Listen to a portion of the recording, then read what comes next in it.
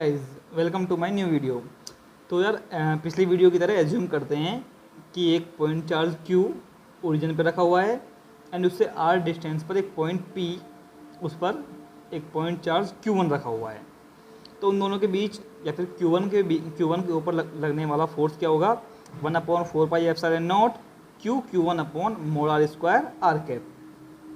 अच्छा, तो यार ये चीज़ देखो देखो कि यदि Q1 is unity, if Q1 को हम यूनिटी कर देते हैं तो electric field due to Q, तो पॉइंट P पर जो इलेक्ट्रिक फील्ड है Q की वजह से वो क्या होगी? उस पॉइंट पर लगने वाले फोर्स के बराबर होगी या नहीं? क्योंकि फोर्स के फॉर्मूले में देखो 1/4πε0 Q1/r²। ठीक है, तो Q1 का वैल्यू कर दिया 1 अपन ने, तो ये जो पूरी जो चीज़ है ये इलेक्ट्रिक फील्ड है कि नहीं है?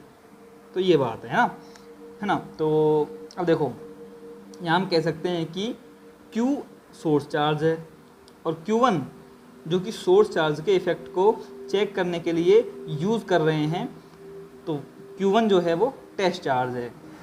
तो हमने देखा है कि यार जो सोर्स चार्ज है वो पिछली वीडियो से ओरिजिन पे ही पड़ा हुआ है कि नहीं है ना। तो लेकिन जो टेस्ट चार्ज है Q1, वो सोर्स चार्ज Q के अराउंड आसपास इधर उधर लाके हम चेक कर रहे हैं कि यार उस पॉइंट पर इलेक्ट्रिक फील्ड क्या है। तो वास्तव में देखा जाए तो Q1 की भी तो अपनी एक इलेक्ट्रिक फील्ड होगी और उसकी वजह से Q मूव करने की कोशिश करेगा, लेकिन हम ऐसा चाहते थोड़ी है। हम चाहते हैं कि Q जो है ओरिजिन पे ही पड़ा रहे। तो इस डिफ़िकल्टी को सॉल्व करने के लिए हम क्या करते हैं कि Q1 को नेग्लिजिबली स्मॉल मान लेते हैं। इससे क्या होगा? इससे ये होगा कि Q1 पर लगने वाला फोर्स भी नेग्लिजिबल स्मॉल हो जाएगा, क्योंकि फोर्स क्या होता है 1/4πε0 Q1/r²। ठीक है, तो Q1 की वैल्यू नेग्लिजिबल स्मॉल, तो फोर्स की वैल्यू भी नेग्लिजिबली स्मॉल। लेकिन F/Q1 ये एक फाइनाइट वैल्यू होगी और यह इलेक्ट्रिक फील्ड होती है। और यह किसकी इलेक्ट्रिक फील्ड को डिफाइन करेगा? यह डिफाइन करेगा Q की इलेक्ट्रिक फील्ड को। और Q1 की इलेक्ट्रिक फील्ड तो नेगलेक्टिव हो जाएगी, क्योंकि Q1 क्या है? नेग्लिजिबल स्मॉल है, उसके ऊपर बहुत ही कम चार्ज है। तो हम कह सकते हैं कि इलेक्ट्रिक फील्ड जो होगी वो होगी limit Q1 tends to 0 F/Q1, है ना। तो ठीक है, चलो एक छोटी सी चीज़ देखते हैं। हमने देखा है कि यार Q1 पर जो फोर्स है वो Q1 के डायरेक्टली प्रोपोर्शनल है कि नहीं है? यार फॉर्मूला देख लो ना कि F is equals to 1/4πε0 Q1/r²। तो F is directly proportional to Q1, है ना। तो ये कुछ ऐसा है ना, F is equals to CQ1, है ना। तो F/Q1 जो है वो क्या है? C है। मतलब F/Q1 किसी कांस्टेंट की तरह है। और F/Q1 क्या होता है? Q1 पर इलेक्ट्रिक फील्ड के बराबर होता है।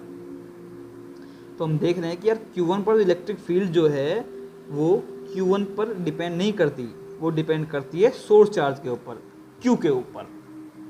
ठीक है, वैसे भी यार आपको पता है कि Q के कारण किसी डिस्टेंस R पर इलेक्ट्रिक फील्ड का फॉर्मूला क्या होता है? 1/4πε0 Q/r²r कैप, जो कि Q पे डिपेंड कर रहा है, न कि किसी टेस्ट चार्ज के ऊपर। और यह इलेक्ट्रिक फील्ड 3D में हर पॉइंट पर होती है ना। तो चलिए अब आगे बात करते हैं। तो यार देखो, एक पॉजिटिव चार्ज के लिए इलेक्ट्रिक फील्ड की डायरेक्शन जो होती है ना, वो रेडियली आउटवर्ड होती है, रेडियली आउटवर्ड होती है चार्ज से, है ना। ऑन द अदर हैंड हम कह सकते हैं कि एक नेगेटिव चार्ज की जो इलेक्ट्रिक फील्ड होती है, इलेक्ट्रिक फील्ड की डायरेक्शन होती है, वो होती है radially inward to the charge, है ना। तो ये आप ध्यान रख लीजिएगा, है ना। तो अब देखा जाए तो सोर्स चार्ज Q से R डिस्टेंस पर इलेक्ट्रिक फील्ड का मैग्नीट्यूड हर डायरेक्शन में सेम है। मतलब कि अगर 3D में बात करें तो यार एक पॉइंट चार्ज की वजह से इलेक्ट्रिक फील्ड जो है एक ऐसे स्फीयर पर सेम है जिसका सेंटर जो है वो ये पॉइंट चार्ज खुद है। समझ में नहीं आया? समझाता हूँ अच्छे से कि एक स्फीयर है, उसके सेंटर पर रखा है एक चार्ज Q। तो उस Q के कारण जो इलेक्ट्रिक फील्ड है वो उस स्फीयर पर सेम होती है। उस एक स्फीयर पर क्या हर स्फेयर जो कि उससे किसी पर्टिकुलर डिस्टेंस पर, मतलब हर स्फेयर जिसकी रेडियस एक पर्टिकुलर R1 R2 R3 ऐसा कुछ है, उस स्फेयर के हर पॉइंट पर उस क्यू के कारण जो इलेक्ट्रिक फील्ड है वो सेम होगी।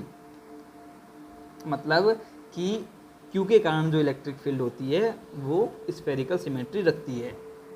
ठीक है, तो इस वीडियो में हमने क्या किया, टेस्ट चार्ज के बारे में पढ़ा, फिर देखा कि यार किसी पॉइंट पर इलेक्ट्रिक फील्ड सोर्स चार्ज पर डिपेंड करती है ना कि टेस्ट चार्ज पर।